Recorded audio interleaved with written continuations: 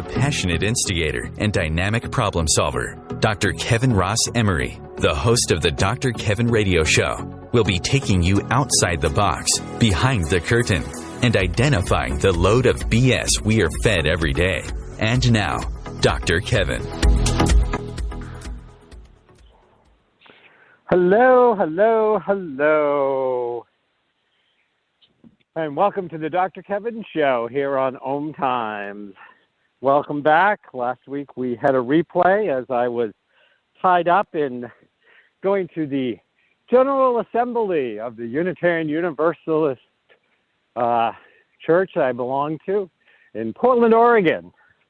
And 1,500 of us in person and another 1,500 online discussed such interesting topics and had speakers about how to be an anti-racist, how to heal from the trauma of what's going on in the current world, and how to go out and make change. And I'm pretty sure there is plenty of you out there that just like me feel like there's a whole lot of change that's changing in the wrong direction. And we need to change it back. And in fact, we need to change some things that have come to our attention in very intense ways. And we're going to be having some of those conversations this week with myself and this week's co-host, Lori Powers-Otto. We put this show together, and the bombshells have just been continuing to drop. And make sure that you also tune in next week when I'm going to have Matt Connerton on from Matt Connerton Unleashed, and we'll be doing round 2 of the conversation that Lori and I are having today here on the Dr. Kevin Show. So remember, this is a live call-in show, and you can call in at 202-570-7057. Lori, are you there? I am here, Dr. Kevin. How are you? Well, has your head blown up yet? With everything that's going on, has your head blown up? This is insanity, I'm telling you. I'm telling you. So, last week, because, I don't know how many of our listeners are familiar with Unitarian Universalism. I know you're familiar with it, Lori. Yeah.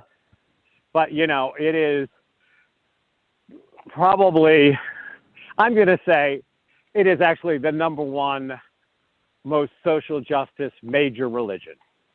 I don't think there's any other church denomination that does social justice the way Unitarian Universalists do. So to be in Portland, Oregon last week, when the downfall of Roe v. Wade, when the hypocrisy of the Supreme Court, many of those justices who lied to the face of multiple congressmen about what they considered settled law, decided in a cowboy kind of justice to string up and hang out women and take back control of their bodies, there was some pretty loud roars coming out of Portland, Oregon, let me tell you. Everywhere else, too. Oh, my God. Yep. Well, one of the fascinating things, and I'm going to kick this show off in a minute because I'm going to share a poem I wrote with you last Friday, because I know how much you love my poetry, Lori. I absolutely do. Really do. I know you do. I wasn't being sarcastic. I was being true. Okay. Is that,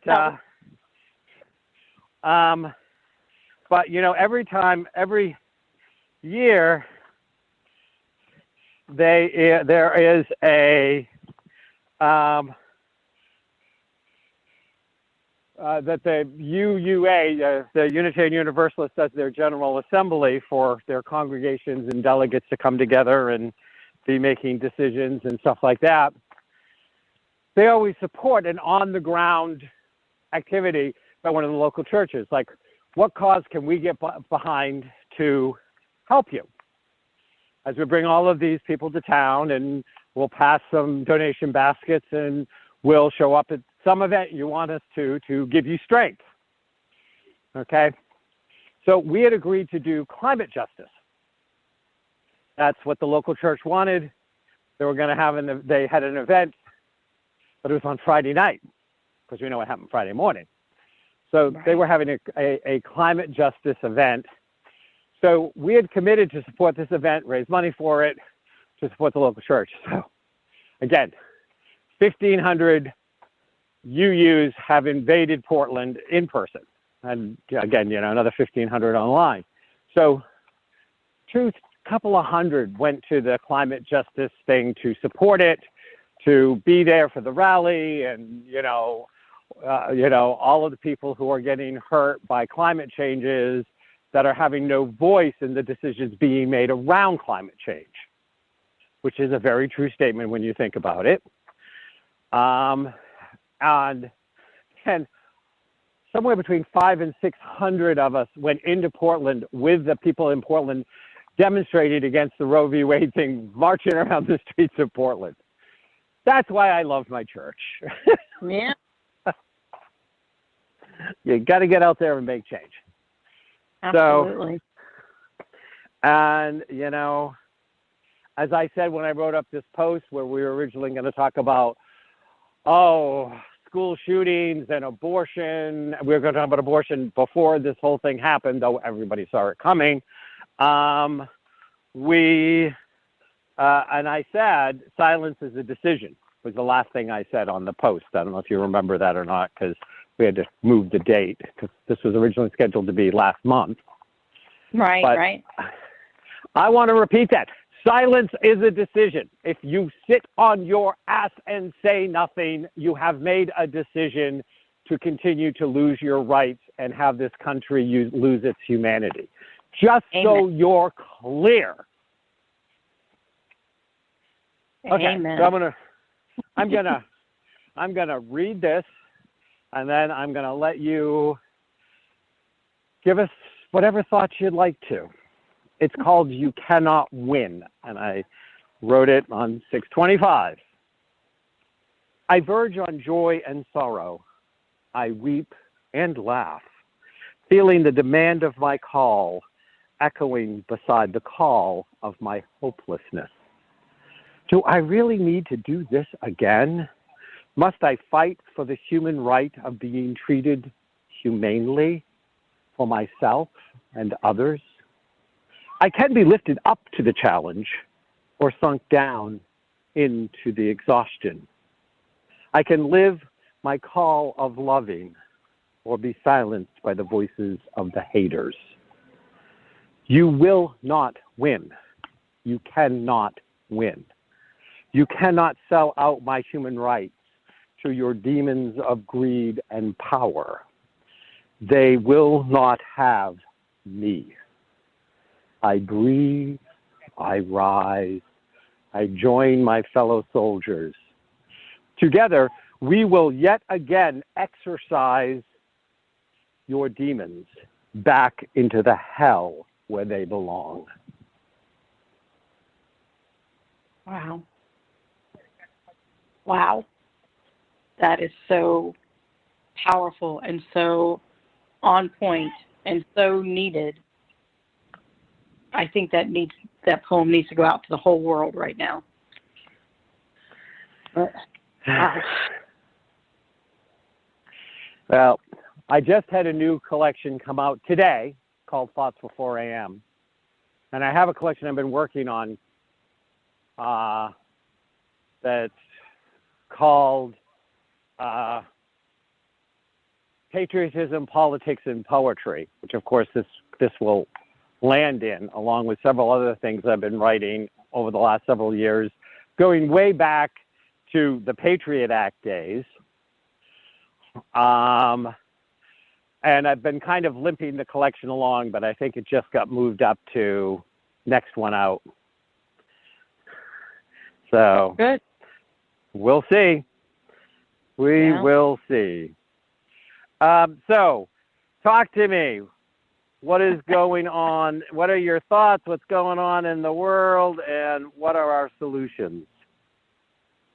Well, what's going on, as far as I'm concerned, is the Supreme Court has sold out. I mean, you knew it was happening when they said businesses were people, which is so wrong, and I don't understand why we haven't overturned that piece of garbage yet.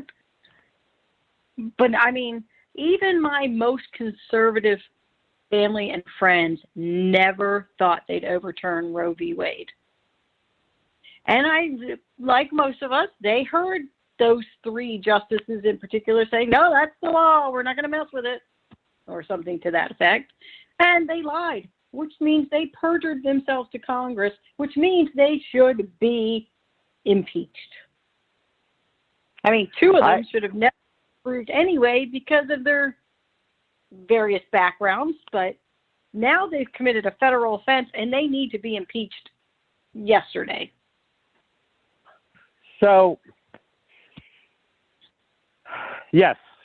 And there's also the question of should Clarence Thomas be impeached because of the shenanigans of his wife, Ginny Thomas, and his unwillingness to remove himself from decisions around these issues when his wife was clearly one of the traitors.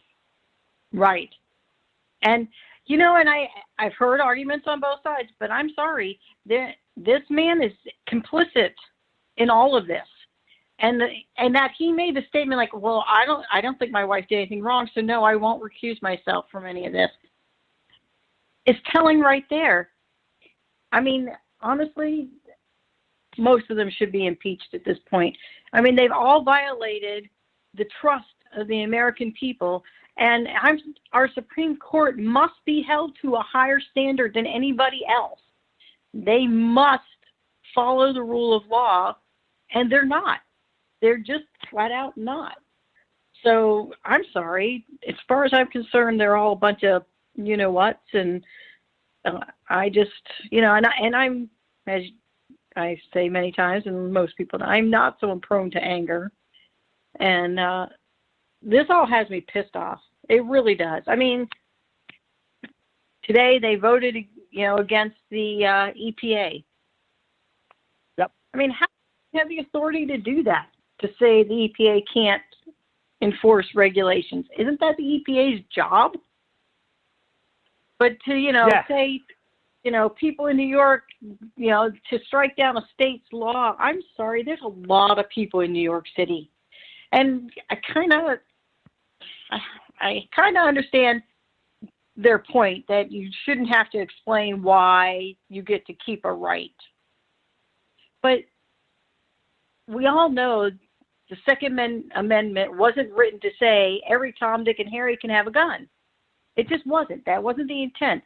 It was intended so that people could form militias to protect themselves against a crazy government. Right? Well, we have that crazy government, at least one section of it right now, sitting right there in the Supreme Court. Yeah. And I'm sorry, and I am not Republican. I am not Democrat. I am completely independent. I have voted Republican. I have voted Democrat. I have voted independent. I take every person on their merits. But if one more Republican comes up to me and says something to the effect of, I'm sorry. I'm very angry about all this. But basically, they're saying, well, yeah, we feel bad that kids are being killed, but, the NRA pays us a lot of money, so F off. I don't think that's exactly what they're saying, Lori.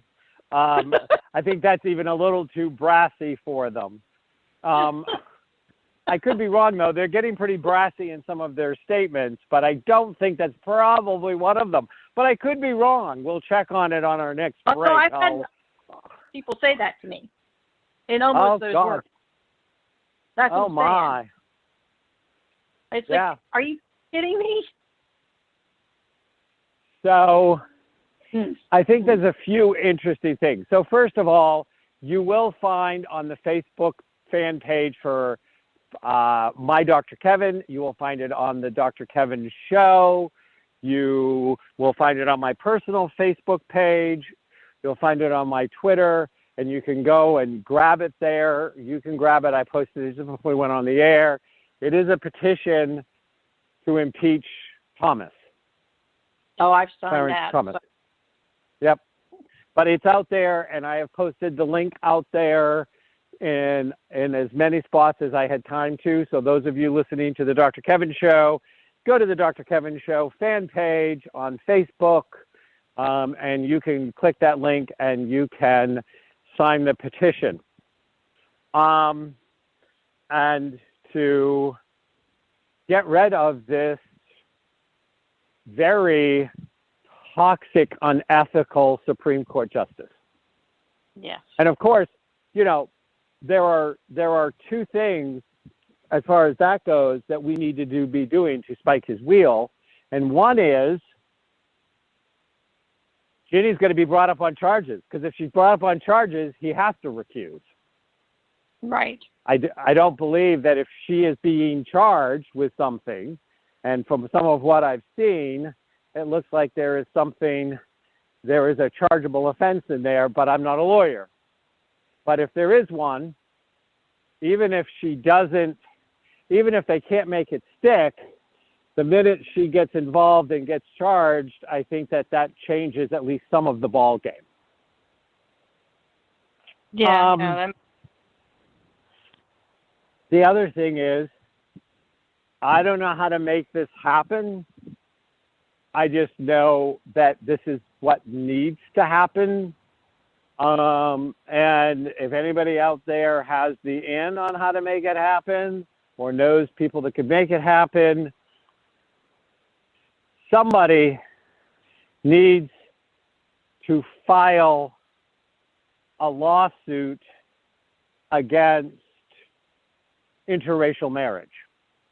Oh, somebody did. I was telling Did Chris they? this. Okay. Yes. I haven't seen it yet. I believe they're doing it in Virginia. I was reading about it earlier today. And they are doing it because, I'm sorry, if you're going to take away my right to either have same-sex marriage, to have an abortion, whatever, then we're going to take away your rights too, because why not? Yep. It wasn't too long ago that interracial marriage was illegal. And, you know, I'm sorry, he doesn't get to get out of this scot-free. Not that I want them to get rid of interracial marriage. Many of my nieces and nephews are biracial, and I love my in-laws and all of that, you know. So I'm not saying I'm against that. I'm just saying I'm against Clarence Thomas being a hypocrite. The premise on which we'll be right back here with the calm and serene Lori Powers-Otto.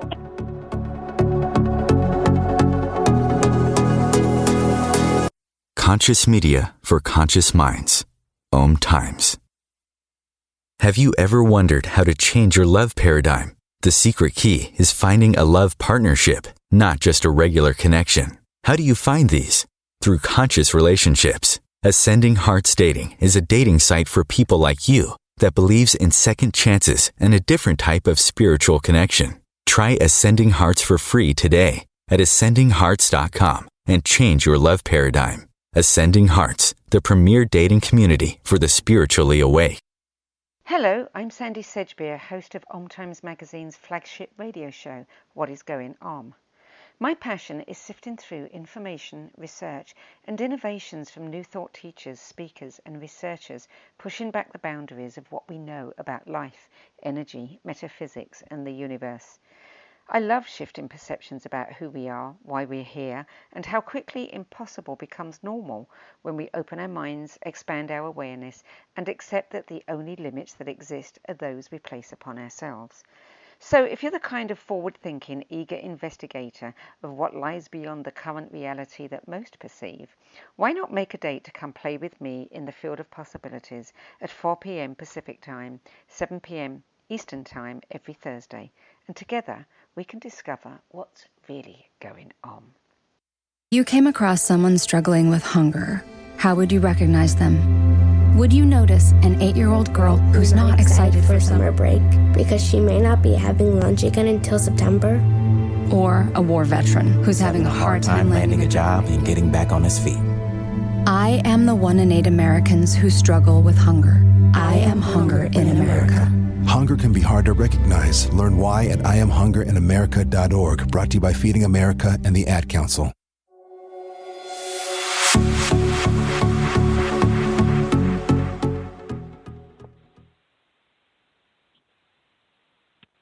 Hello, hello, hello, and welcome back to the Dr. Kevin Show here on Omtimes.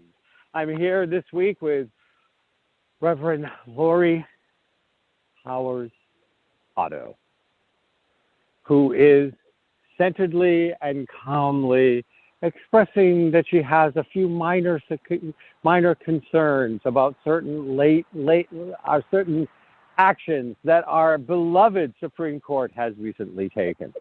If you would like to weigh in on these subjects and get a dose of calm, then you may do so by calling in at 202-570-7057. And you can talk to Reverend Lori. If you want to get a burning torch shoved somewhere where it will motivate you to take action, you may also call in and talk to me. Or maybe Lori will come out of her semi-comatose, serene state and speak out her real feelings. Lori, tell us more about how you feel about what's going on in the world. Oh, I am angry. But you know, the one thing, I know a lot of people are angry, but I want to say is it's not enough to be angry. As you said earlier, you have to take action. Sign petitions, call your representatives, go to rallies, whatever, you have to take action. Because this is not about just us. This is about our future. This is about our children's futures. And as someone who has a transgender family member, I don't want that person's rights taken away. I'm sorry. I want that person to have every right to do everything everybody else can do. And for, I've known girls that got pregnant via rape, and even though I know some of those illustrious senators say it can't happen, none of them doctors, obviously, and to have forced them to give birth to a rapist child is cruel, beyond cruel, because as soon as that baby's born, these right to life people don't give a rat's ass about that baby anymore. No, you can't have support. You can't have services. No this, no that. Oh, I'm sorry. Did we force you to have a child and then you have to live in your car? Oh, well, suck it up, Buttercup. That's not acceptable to me. That is just not.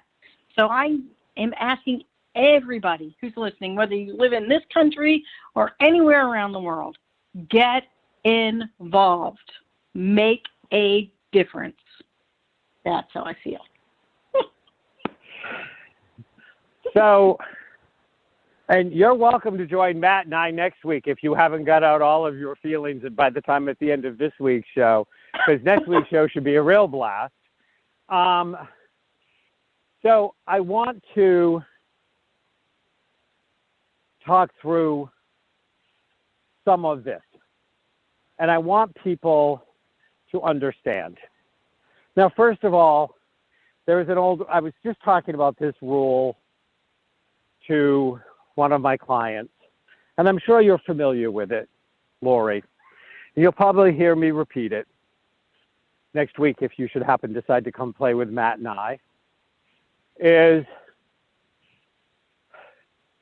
whenever you're trying to roll something out, get support, do whatever, it's pretty solid that if you get a wide enough group that you're dealing with, 1/3 is going to hate everything you say and you will never change their mind.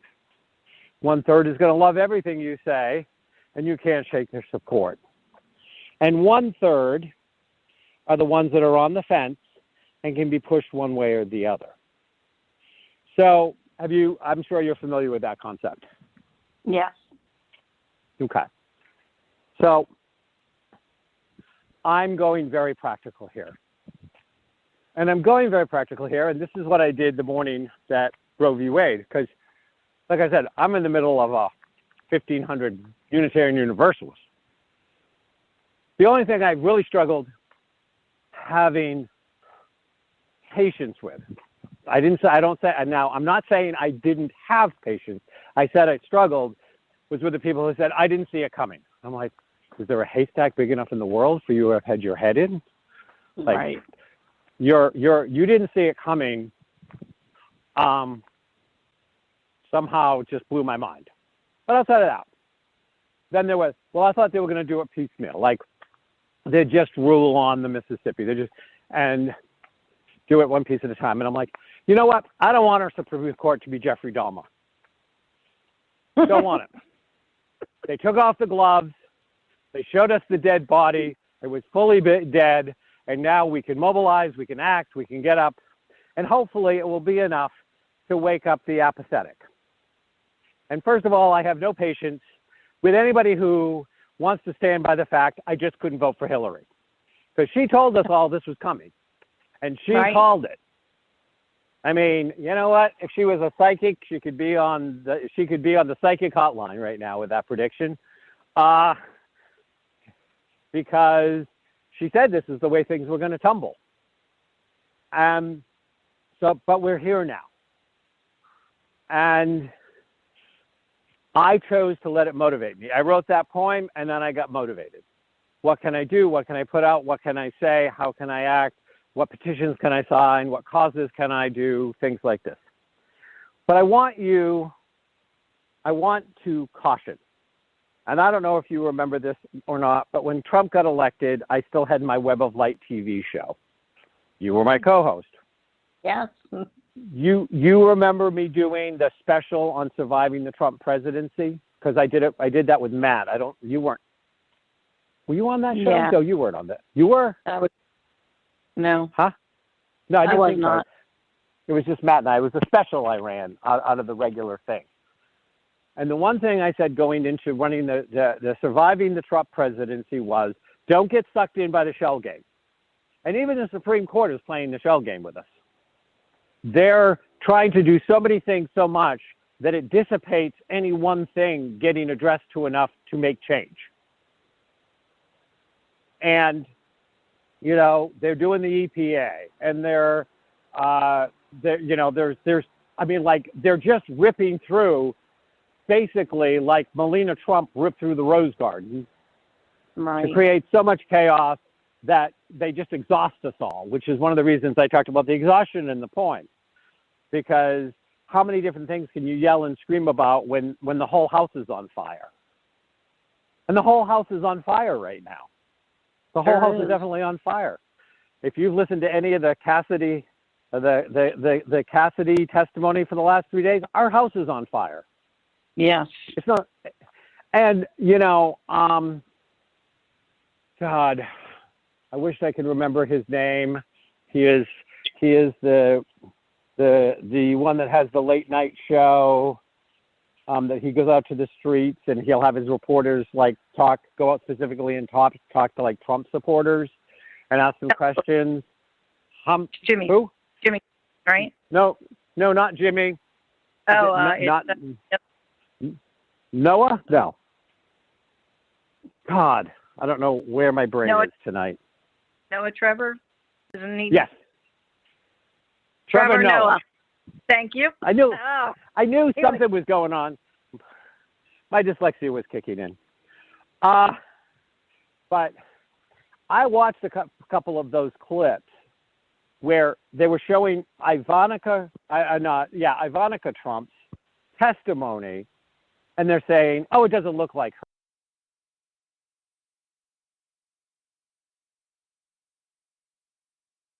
they completely denied that it was Ivanka saying, he lost the election, I have trust in Bill Barr. Those, I mean, like, they're watching it, and they're going, oh, I think that was they just, it doesn't even really look like her. That was somebody else just that they made to try to look like her. This is almost a mental illness block at this point. It's a cult. It's a cult. And, it was one thing when it was a difference of how we thought the nation would going. It was definitely already in cult mode. But now this is a full-blown cult. When part of the cult that you said you follow and respect and believe in is telling you the truth, and you still can't see it. Now you're in full-blown cult. Like, there needs to be deprogramming clinics set up right beside the abortion clinics in every state. How bad this? I think one of these cult members actually said to me, "What happened on January 6th doesn't affect my life in any way." Can you believe that? Oh, I believe it. But what I want to say to go ahead. No, I was just saying that's how bad this cult mentality has become. There is that disruptor rebel part of me that wants to go and get a whole bunch of like big sticky banner thing that says cultist. And I want to put it over every Trump 2024 sign that's showing up. I just want to go around in the middle of the night and just put up a big sign right across that says cultist or cult supporter. But I won't do that because it's illegal. And if they should manage to show up somewhere where I live near, I didn't do it. I just suggested it. Somebody else did it, not my fault. There will be fingerprints, right? I guarantee. What are you doing around midnight tonight, honey? No. But the real point is that don't try to go after the cultist. Don't try to talk to them. Don't waste your time. When you recognize you're talking to a cultist, end the conversation, walk away, have nothing to do with them, support them in no way, don't give them any airtime to even sandpaper your ears with their cult crap. Don't do it. We have to go after the third of Americans who, because they're upset with the high gas prices, which is not Biden's fault, because they're upset with inflation, which is really not Biden's fault either. And anybody who understands economics would understand that, but the average American is clueless about how economics actually work, right? Right. So they don't get that this is part of a cycle that kicked in, and when the government does try to do something, the Republicans block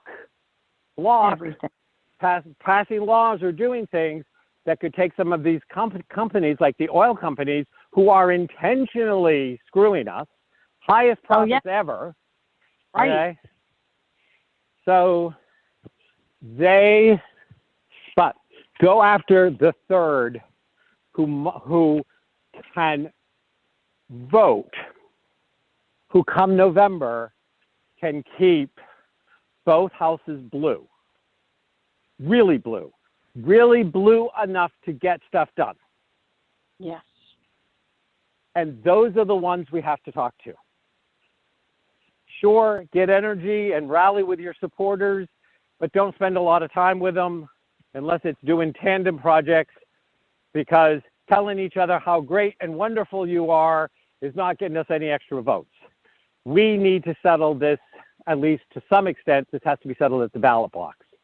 These Jim Crow imitation laws that are coming back in place to disenfranchise voters of color and poor voters, people who are most affected by this group,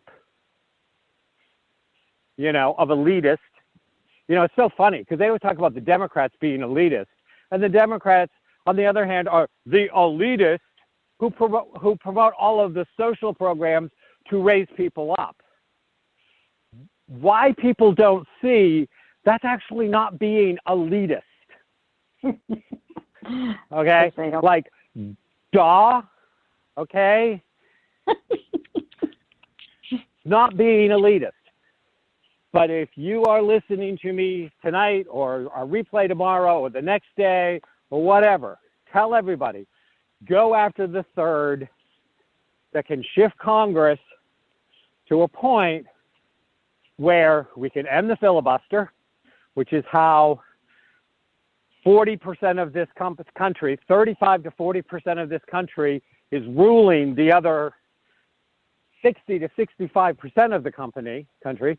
Get rid of the Electoral College. It's got to go. Yes. Okay?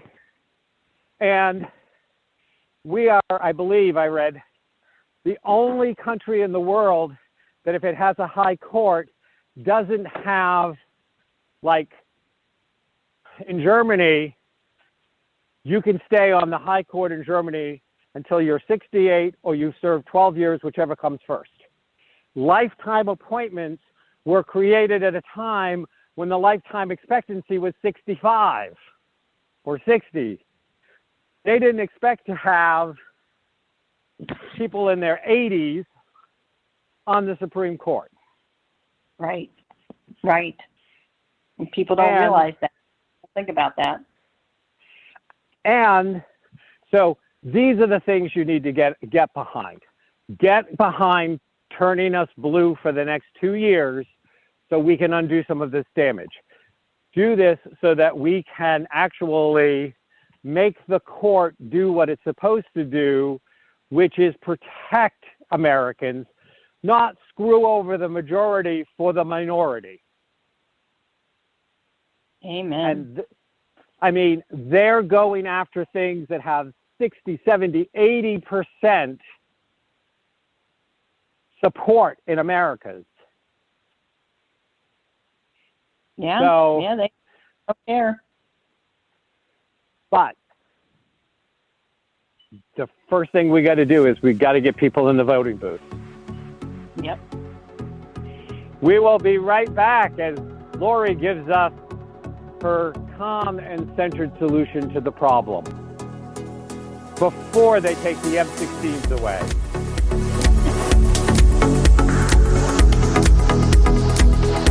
The Real Conscious Connection. Omtimes Radio. IOM FM. The number one reason girls drop out of school in sub-Saharan Africa is lack of access to feminine hygiene products. The Pads for Schoolgirls Project, an outreach of Humanity Healing International, is changing this paradigm by setting up sewing programs at schools, teaching girls a vocational skill, while producing the reusable pads that help keep them attending classes. The girls pay it forward by making and giving pad kits to other girls in need. To learn more, visit humanityhealing.org. Humanity Healing is where your heart is. Vox Novus, the new voice. Vox Novus, the new dimension. Vox Novus, thought and movement leaders who will share from their experience and offer tools to help us navigate our rapidly changing world. My name is Victor Furman. Join me every Thursday at 8 p.m. Eastern on Omtimes Radio for Vox Novus, the new voice. If I could be you. And you could be me. For just 1 hour. If you could find a way. To get inside. Each other's mind. Walk a mile in my shoes. Walk a mile in my shoes. Walk a mile in my shoes. We've all felt left out. And for some, that feeling lasts more than a moment. We can change that. Learn how at belongingbeginswithus.org. Brought to you by the Ad Council. Walk a mile in my shoes.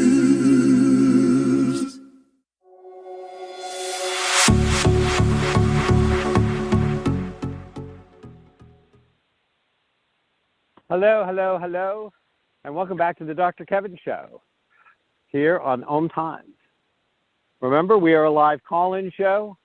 We invite your insights. We invite anything you would like to share, as long as it's done respectfully. You can do that at 202-570-7057. That's 202-570-7057.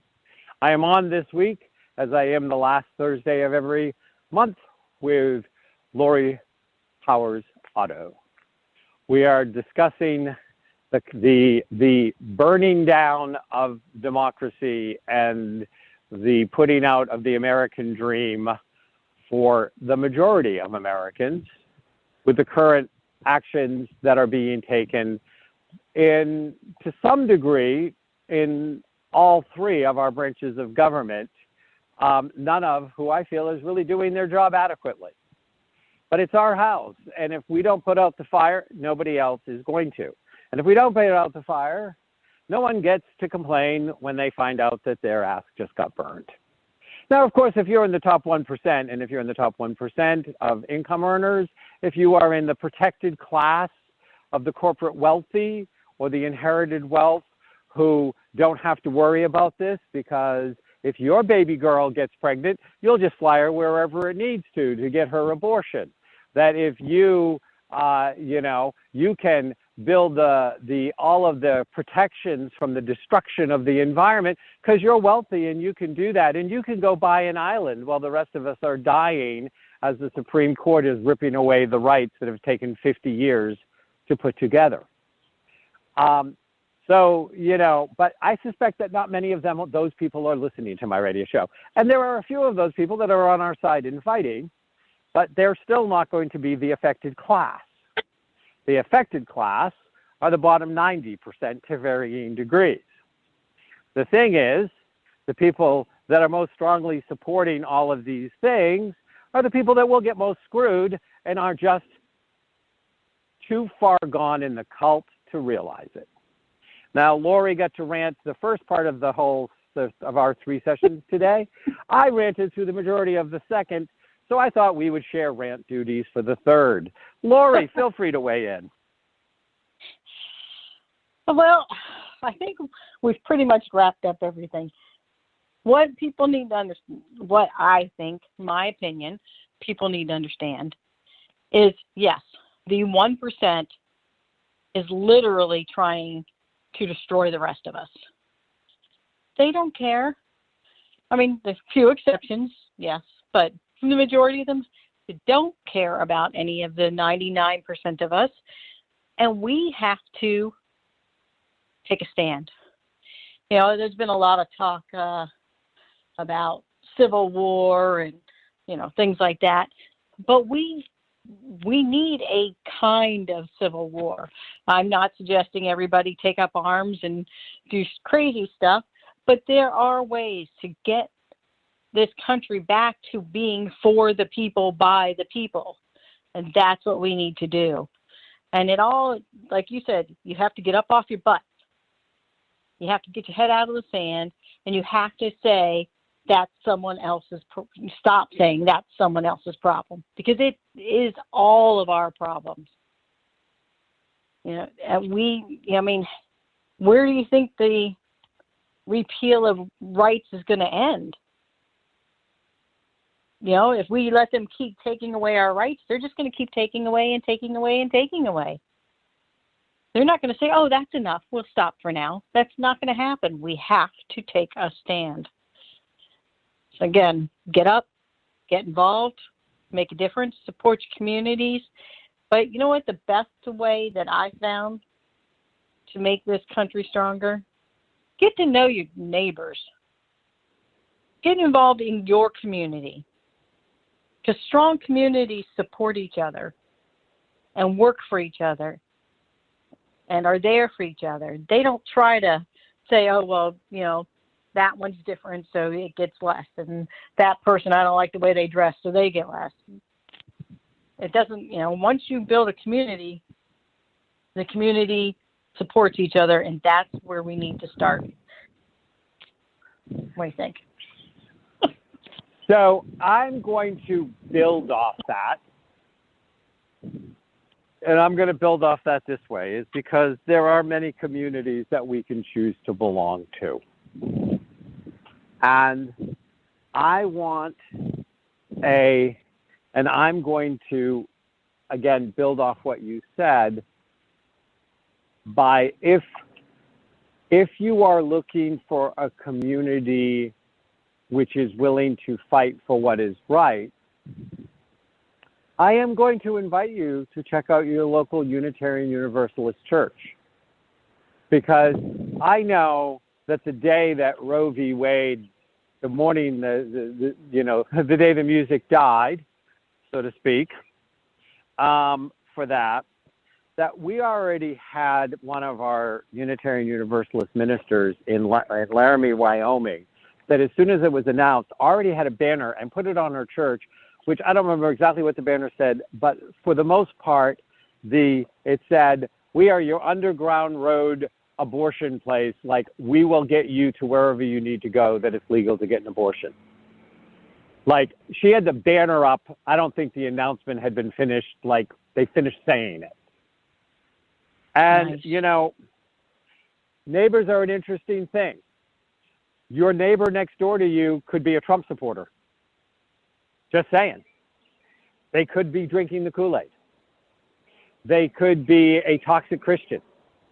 And I'm going to define that better because on our last show of the month, next month, I want Lori and I to discuss, and I'm going to actually put Lori on the spot and ask her to interview me why I think that the most pro-Christian thing you can do is be talking about toxic Christianity. But I'm not going to get into it today. Because every time I say toxic Christianity, I get people that get offended. They get offended because they don't listen to everything I say. Right. But you want to find a community that is a community of matching values that will come together and show the power of the people by the people coming together and doing things like making sure that everybody gets to the polls to vote, that everybody's voices get heard, that the disenfranchised get empowered. And I'm going to take a second and I want to read, because the Unitarian Universalism has been around since the First Council of Nicaea. It was part of the discussions, but it was Unitarian and it was Universalist. It was two different churches. It's not a new church. It's not Sun Myung Moon's church, which sometimes people confuse it in their head or think it's some Johnny-come-lately. It's been around since the invent of the Catholic Church. It was part of the discussion groups of, do we believe in the Trinity or do we not believe in the Trinity? If you really feel like you are a dyed-in-the-wool, Holy Bible, realist Christian, and you don't know the history of how those rules came along, they're really well documented. The debates, the murders, all of the tomfoolery to decide what that Bible was that you got in your hands today, and it happened multiple times. I'm not trying to say you need to turn away from it, but don't be dumb about it. At least look at the history so you can understand it. And Unitarians got created at that time, and so did Universalists. Neither one who believed in the Trinity, nor believed that there was the punishment of heaven and hell. They did not, neither of those two faiths, believed that God punished you by putting you in hell. It was not a punishing God. And they were both at that time were Christians. But in this faith, and the reason I'm pushing people to these congregations is because I know if they go to these congregations and they want to be immediately involved with everything going on in their area to fight these social justice issues, from climate change to abortion to the contraception issue to gay marriage, they are on the ground. And they're going to be able to tell you this is where you can put your time and your energy with other like-minded people to make more things happen. These are the people, these are the questions. So if you don't want to do all the research work yourself, check out and see if you have a local UU church. I'm going to read you, Lori, the 7 principles because I want to read them on air. Okay. The first, and these are the 7 principles from which is the core, what I call it is the core of an umbrella that is both the handle that lifts it up and the pieces that go out that you attach the cloth to. The cloth is the individual person's relationship with God, with Jesus, with Buddha, with Confucius, With Muhammad, all of those are inclusively welcomed under this umbrella. It is the 7 principles that we agree upon, and we're talking about an 8th principle, but that's for the future. Principle 1, the inherent worth and dignity of every person. If you don't think every person has inherent dignity and worth, I don't want to be working with you. Really. We're not going to have the same value system.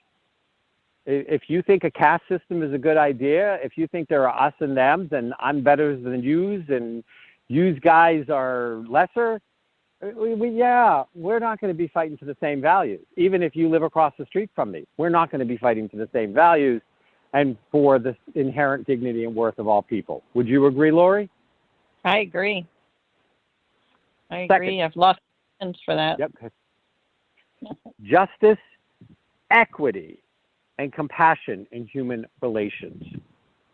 And equity is something people don't get. They keep on thinking it's saying equality, and it's not. It's saying equity. Because, and we don't have time to get into that whole discussion. I know you know the difference between equity and equality, but I'm going to, unless you want to comment on that principle, I'm just going to get through all 7 of them. Nope, go on. We're running out of time. Yep. Third principle, acceptance of one another and encouragement to spiritual growth in our congregations.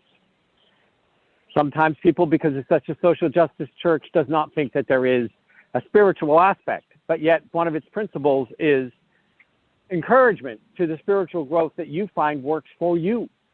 We're not going to give it to you. We're not going to try to brand you like you're a piece of cattle with something and tell you how to move. That's bull.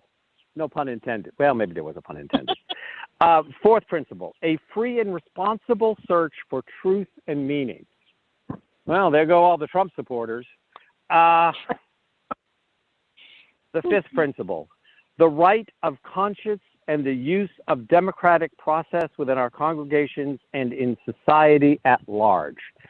The democratic process, which is a process where every voice gets heard, and that's, the principle ends with in a society at large, but that's every voice gets heard, every voice has equal weight in its hearing. We don't have a democracy.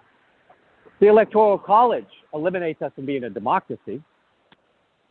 We're a republic. Yep. 6th principle, the goal of world community with peace, liberty, and justice for all. In Unitarian Universalism, we feel we do have a responsibility to everybody worldwide, that we are of a single race with variations within those races. Variation within that race. Sorry, I misspoke. But with variations within that race. And 7th, respect for the interdependent web of all existence of which we are part.